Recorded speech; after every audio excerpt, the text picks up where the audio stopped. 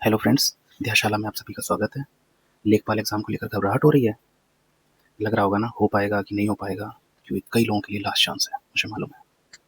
अगर आपकी तैयारी एकदम ज़ीरो लेवल पर है, एकदम ज़ीरो लेवल पर है और आपको कुछ नहीं पता, ठीक है ना? तो भी आपका लेखपाल में सिलेक्शन हो सकता है। जी हाँ, बिल्कुल सच में बोल रहा हूँ, ठीक है?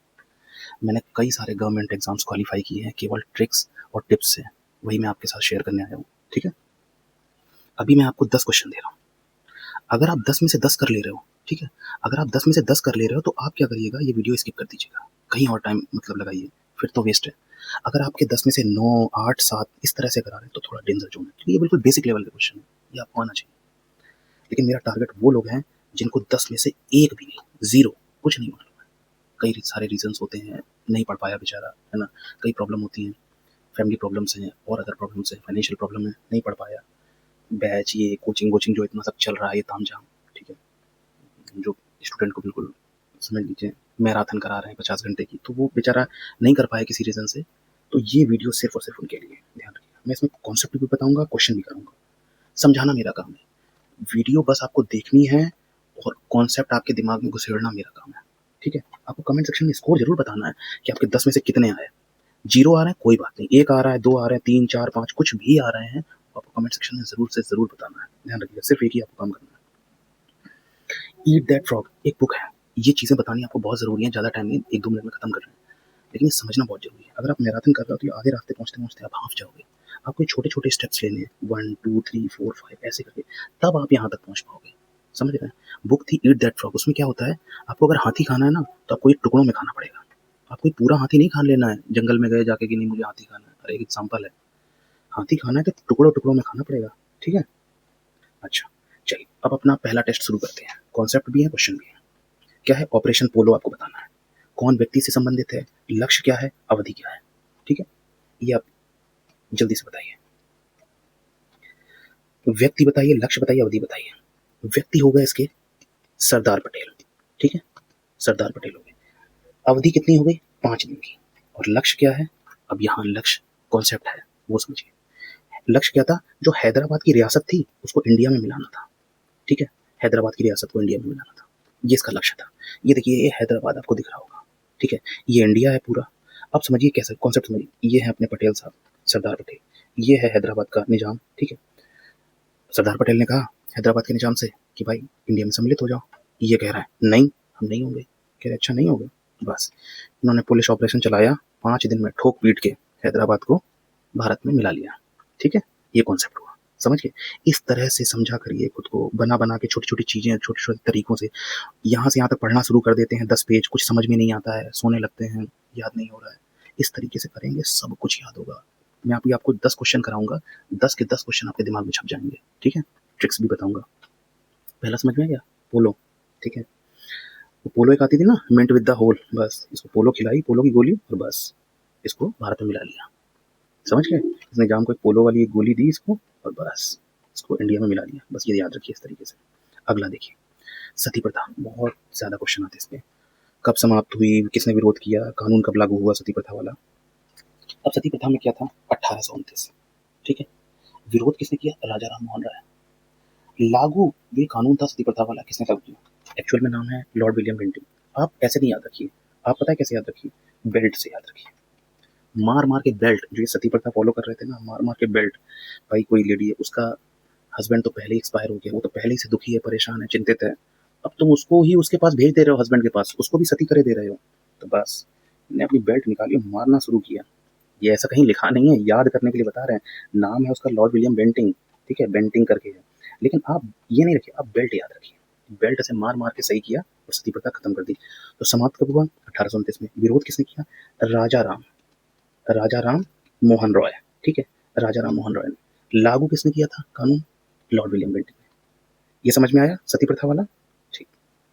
परीक्षावान, अभी परीक्षा ऐसे याद रखो, परीक्षा, परीक्षा नहीं, परीक्षा याद रखो। परीक्षा का संबंध किससे है?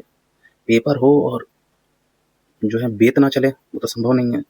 ये जब स्टूडेंट पढ़ाई करते थे तो ये डंडी याद है? छड़ी, थ्री इडियट्स का डायलॉग, फर्स्ट तो घड़ी वरना छड़ी। तो बस ये बेत सोचिए, थ्री इडियट्स तक में पॉपुलर है। तो इसमें क्या होता है, स्थान पूछा जा रहा है। परीक्षा बांध किस स्थान पर है? नदी, किस नदी पर? स्थान हो गया आपका झांसी। नदी होगी बेतवा, इस बेत से परीक्षा आएगी तो बेत चलेगा ना घर पे, बस वही बेत से बेतवा याद रखिए, ठीक है। अगला एज पूछ लेता है कि लोकसभा का, राज्यसभा का सदस्य बनने के लिए कितनी एज होनी चाहिए, प्रेसिडेंट बनने के लिए कितनी एज होनी चाहिए, बस ऐसे शॉर्ट में याद रखा करिए।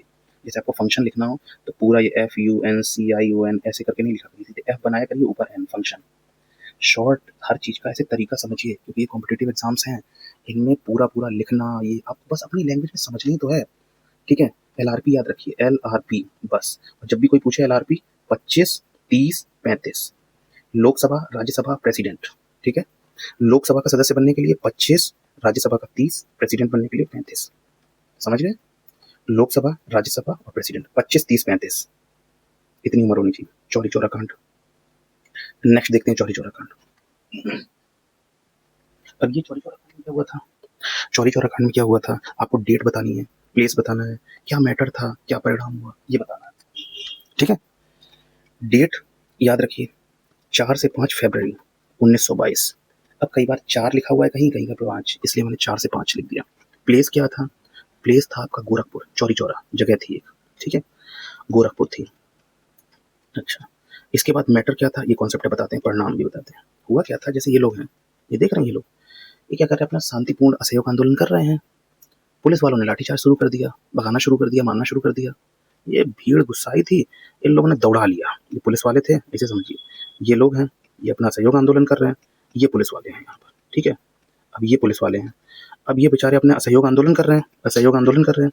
पुलिस वालों ने डंडा लिया और बस मारना दौड़ाना शुरू कर दिया। पलट के इनने इनको दौड़ा लिया, ये भाग गए दौड़ के इस थाने में। अच्छा, थाने में भाग गए और बस बंद कर लिया।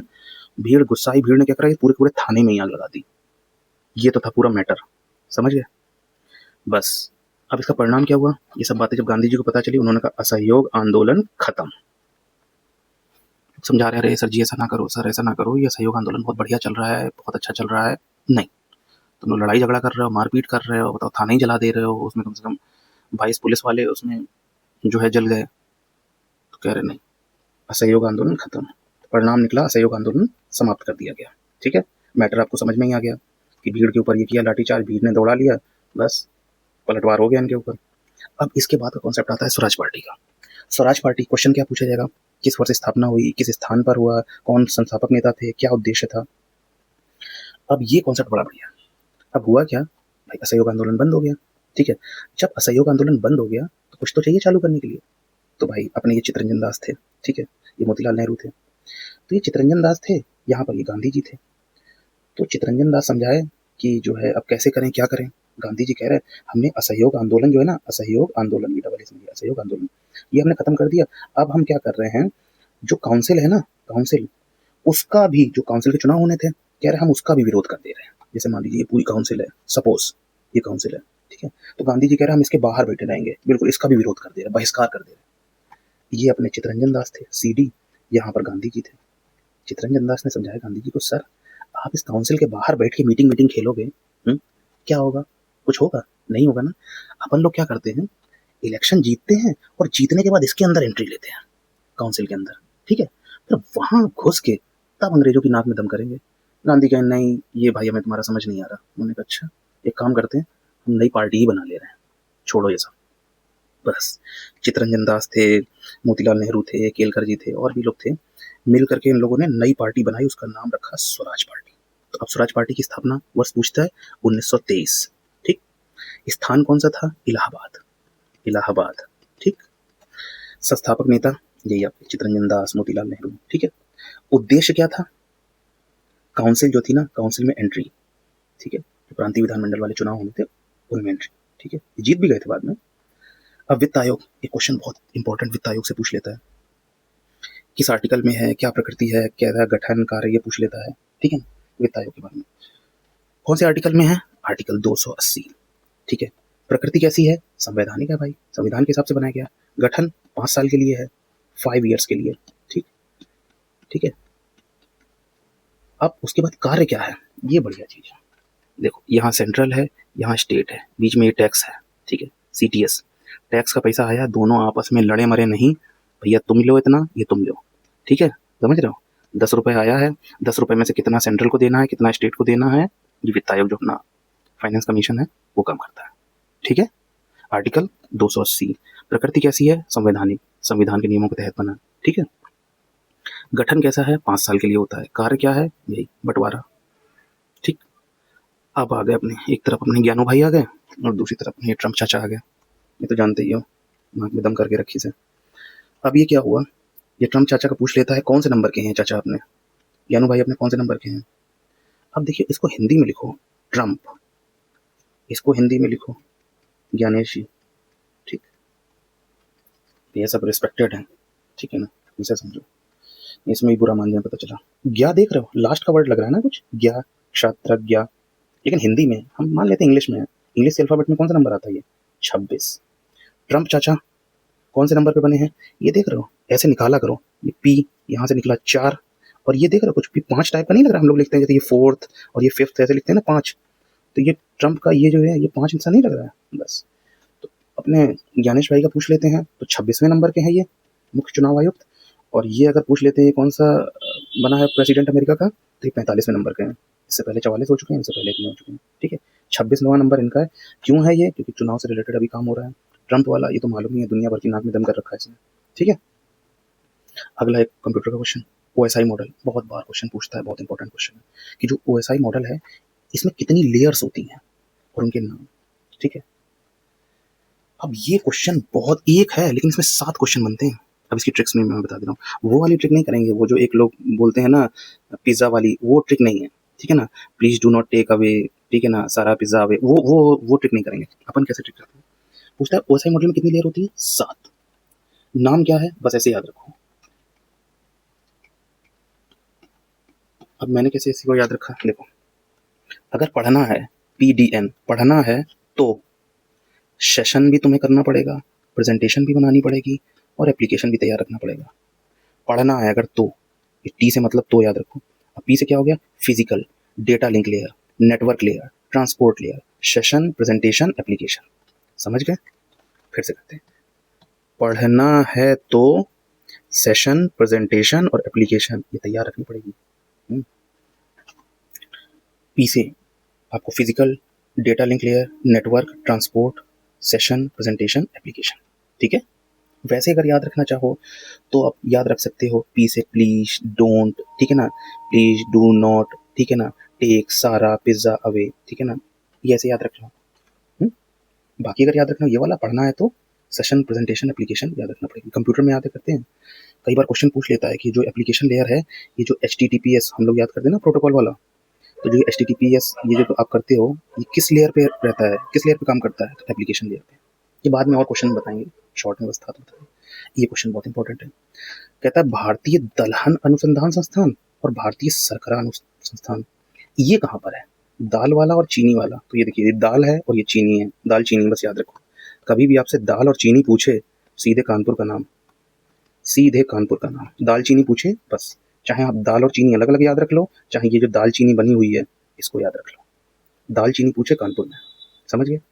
अब 10 में से कितने आए हैं कमेंट सेक्शन में जरूर बताइएगा। इसी तरीके से बढ़ाते चले जाएंगे। 10 कराए हैं, 15, 20, 25, 30, ऐसे बढ़ते बढ़ते बढ़ते बढ़ते कब आप एग्जाम क्वालिफाई कर जाओगे आपको पता भी नहीं चलेगा। ठीक है, मिलते हैं नेक्स्ट क्लास में, तब तक के लिए धन्यवाद।